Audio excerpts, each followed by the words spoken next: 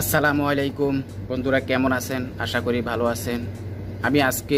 আমার বিষয় হচ্ছে যে আমি আজকে কথা বলবো সৌদি আরবের 70 থেকে 1 লক্ষ ভিসা বাতিল হইবার পর সকল ভিসা কি বাতিল হয়ে যাচ্ছে? এটা হচ্ছে বড় ভাবার বিষয়। সারাদিন এ নিয়ে অনেকে প্রশ্ন করেছেন, এসকে টিভিতে অনেকজনে কমেন্ট করেছেন। এই ব্যবসার সাথে যারা জড়িত আছে, রিক্রুটিং এজেন্সি, সেই মালিকেরাও জানতে চেয়েছেন এটা বিষয় কি। 29 এপ্রিল 2020 সৌদি আরবের একটা প্রভাবশালী পত্রিকা সৌদি গেজেট তারা একটি খবর প্রকাশ করে, সৌদি আরব ফেরত দেবে কর্মী ভিসা স্টেম হওয়া ওগুলা ফ্রি। আপনারা জানেন যে সৌদি আরবে এই ভিসাগুলি টাকা দিতে হয়, সরকারি ফ্রি দিতে হয়। এই ফ্রিটা তারা ফেরত দেবে। বাংলাদেশে যে ভিসাগুলো হয়ে আছে 70 থেকে 1 লক্ষের মতো, এর ভবিষ্যৎ কি? এসকে টিভির সেই বিষয়গুলো তুলে ধরবো। আমি হাসান। যারা এখনও সাবস্ক্রাইব করেন নাই, অবশ্যই চ্যানেলটাকে সাবস্ক্রাইব করবেন, বেল আইকনটি প্রেস করুন নতুন নতুন আপডেট পেতে। সৌদি আরবে যে পত্রিকাটি খবর প্রকাশিত হয়েছে, করোনা ভাইরাসের কারণে এত উৎকণ্ঠা, এত প্রশ্ন, অর্থাৎ সৌদি আরবের যে আন্তর্জাতিক ফ্লাইটগুলো বাতিল করা হয়েছে, যেসব কর্মী ভিসা হওয়ার পর যেতে পারেনি বাংলাদেশ থেকে, সে ভিসা স্ট্যাম্পিং ফ্রিটা দেবে সৌদি সরকার। প্রশ্ন, যেসব বিষয়গুলো শিউ হয়েছে এটার প্রশ্ন এবং কি হবে, সেজন্য আমরা চেষ্টা করেছি বিভিন্ন দপ্তরে খবরাখবর নেওয়ার জন্য। ইস্যু করলে 2000 রিয়াল দিতে হয় সৌদি সরকারকে। সরকারি ফি আপনারা জানেন 2000 রিয়াল।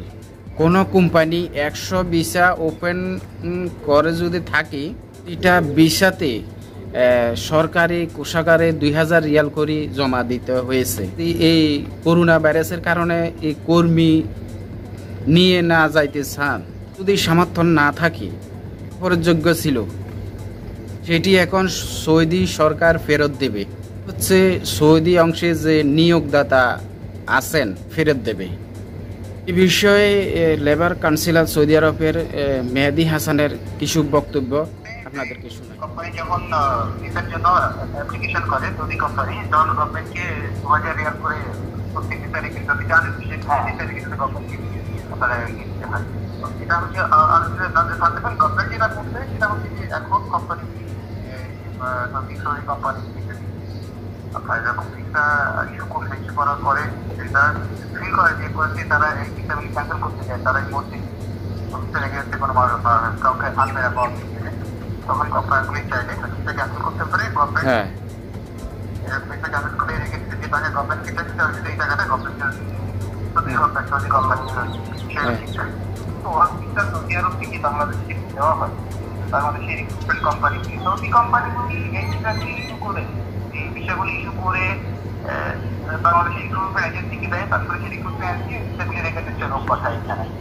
এই সৌদি কোম্পানি ভিসাগুলি বাংলাদেশের রিক্রুটিং এজেন্সিগুলিকে দেওয়ার জন্য ভিসাগুলি রেখে দিচ্ছে বাংলাদেশের রিক্রুটমেন্ট। আমি আবারও বলছি, সৌদি যে ভিসার নিয়োগদাতারা আছেন তারকে যে ফ্রিটা দিয়ে থাকেন, এটি ভিসার জন্য 2000 রিয়াল করে, রিয়ালটা তারা ফেরত পাবে। কর্মীরা তো যেতে পারেনি সৌদি আরব। আমাদের এখানে যেমন বাংলাদেশে কি প্রভাব পড়বে এটা দেখার বিষয়। আপনারা জানেন যে সৌদি আরব হচ্ছে যে বাংলাদেশের জন্য শ্রমবাজার। এজেন্সি ব্যবসায়ীরা জানিয়েছেন 70 থেকে 1 লক্ষ ভিসা 4 ধাপে ইস্যু হয়েছিল। ভিসা আছে স্ট্যাম্পিং হয়ে গেছে বাংলাদেশে, কিছু ভিসা হয়ে গেছে সৌদি আরব আছে, ফ্লাইটের অপেক্ষায় ছিল, ফ্লাইট চালু হয়, একটা নির্ধারিত ফ্লাইট চালু হয়ে গেছে। এখন তো করোনা ভাইরাসের কারণে এটা বন্ধ হয়ে গেছে। যেগুলো ভিসা ও কালা হয়ে গেছে, সৌদি আরব থেকে আসার কথা ছিল, 4 ধাপে ভিসাগুলো অপেক্ষায় ছিল ব্যবসায়ীদের। যারা এই ভিসাগুলো বাতিল করতে চায় তারা সৌদি আরব থেকে বাতিল করে দিতে পারে। হচ্ছে যে অনেকের ভিসা ইস্যু হয়ে ভিসাগুলো লেগে গেছে, কাছ থেকে রিক্রুটিং এজেন্সিরা টাকা নিয়েছে, হয়তো অপেক্ষায় ছিলেন ফ্লাইটের জন্য। অনেকের স্ট্যাম্পিং হয়ে গেছে। রেকর্ডিং এজেন্সিরা টাকাটা নিয়েছে, ভিসাগুলি কিনে আনতে হয়, টাকা দিয়া নিতে হয়, নানা দাফে তাদের কিন্তু খরচ হয়। সৌদি কোম্পানি, যে কোনো কোম্পানি ভিসাগুলি বাতিল করে দিতে চায় সৌদি অংশ থেকে। এখানে রেকর্ডিং এজেন্সি নিয়োগদাতার থেকে এনেছিলেন, এখন বিপাকে পড়বেন। কর্মীদের মাঝ থেকে টাকা নিয়েছে, তাদের পাসপোর্টে ভিসাও লেগে গেছে, কিনেছেন। অনেক সময় দেখা যায় যে হাত বদল হয় ভিসাগুলা। যারা বাংলাদেশের এজেন্সি আছেন তারা কিন্তু বিপাকে পড়ে যাবেন, বাংলাদেশি ব্যবসায়ীরা বিপদে পড়ে যাবেন। যারা লাখখানিক কর্মী সৌদি আরবে যাওয়ার অপেক্ষায় ছিলেন, অনেকে টাকা পয়সা দিয়ে রাখছেন, অনেকে অপেক্ষায় ছিলেন, কিছু কমপ্লিট হয়ে গেছে, তারা কিন্তু বিপদে পড়ছেন, এখন যেতে পারবেন না। যেহেতু তারা যেতে পারবেন না সৌদি আরবে, তাদের টাকা প্রোটিন এজেন্সি যারা, তারা বিভিন্ন খাতে টাকাগুলো খরচ করেছেন, তারা কিভাবে টাকাগুলা উঠিয়ে ফেরত দেবেন, এটা হচ্ছে প্রশ্ন। রেকর্ডিং এজেন্সি আর কর্মী, তাদের মধ্যে একটা বিভ্রান্তি সৃষ্টি হবে এখন বর্তমানে। এর মাঝে টানা ফোরানের একটা সম্পর্ক সৃষ্টি হবে, যেহেতু কর্মীরা তার টাকা ফেরত চাবে, তারা যেতে পারছেন না। রেকর্ডিং এজেন্সিরা টাকাগুলো বিভিন্ন খাতে খরচ করে ফেলেছেন। যারা বাংলাদেশের ব্যবসায়ী আছে এবং সৌদি আরবের ব্যবসায়ী আছে, কোম্পানি আছে, কোম্পানিরা যদি আপনার ভিসাগুলা বাতিল না করতে চায়, একটা মেয়াদ বাড়ানো যায়, তাহলে দেখা যাবে যে এই ভিসাগুলো টিকে যাবে। পরিস্থিতি ভালো হলে কর্মীরা যেতে পারবে। এটা হচ্ছে এখানকার বাস্তবতা। আমি চেষ্টা করেছি এটা নিয়ে দুআশা। আমি কিন্তু অনেকের সাথে কথা বলেছি, সৌদি আরবে জানার চেষ্টা করেছি। সিনিয়র ব্যবসায়ীরা এ নিয়ে কোনো সমাধান দিতেছিল না। আমাদের কাছে অনেকে অনেক রকমের প্রশ্ন করছিলেন। বিস্তারিত জেনে আপনাদেরকে মূল কথাটা বলার চেষ্টা করেছি। 18 মার্চের আগে যেগুলো ইস্যু হয়েছিল ভিসা, ওই ভিসার টাকাগুলা সৌদি আরবের সরকার ফেরত দেবে। বাংলাদেশে ভিসাগুলা নিয়ে নেতিবাচক প্রভাব পড়বে। যারা রেকর্ডিং এজেন্সি আছেন, তারা যারা ব্যবসায়ী গেছেন, তারা এটা নিয়ে মানে বুঝবেন, তাদের ব্যবসায়িক যদি খাতে তাদের সম্পর্ক ভালো থাকে, তাহলে এটা তারা সমাধান করতে পারবেন।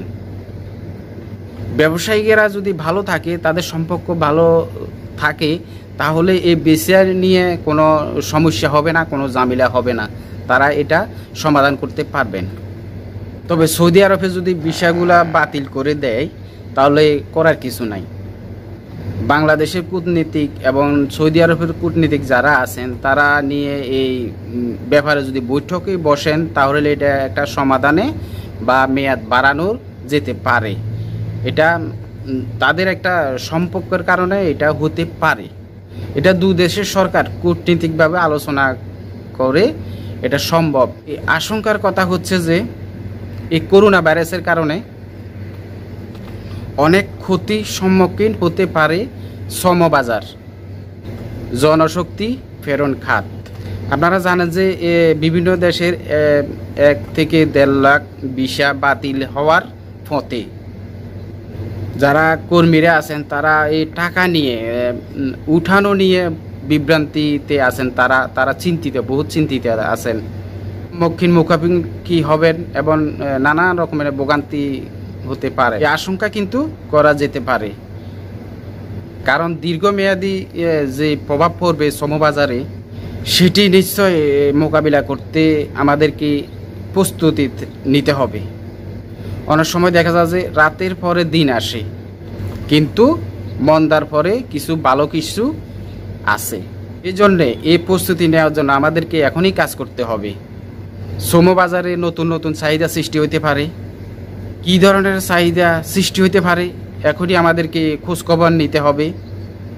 সেখানকার প্রস্তুতি নিয়ে আমরা যেন ক্ষতি পুষিয়ে নিতে পারি, সে আমরা মনে রাখতে হবে এবং চেষ্টা চালিয়ে যেতে হবে। সংশ্লিষ্টরা অবশ্যই এটা ভেবে দেখবেন জনশক্তি একেবারে ভেঙে পড়বে না, অত ঘুরে দাঁড়াতেও পারবে। বিদায় নিচ্ছি আমি হাসান। তো ভালো থাকবেন। আল্লাহ হাফিজ। আসসালামু আলাইকুম ওয়া রাহমাতুল্লাহি ওয়া বারাকাতুহু।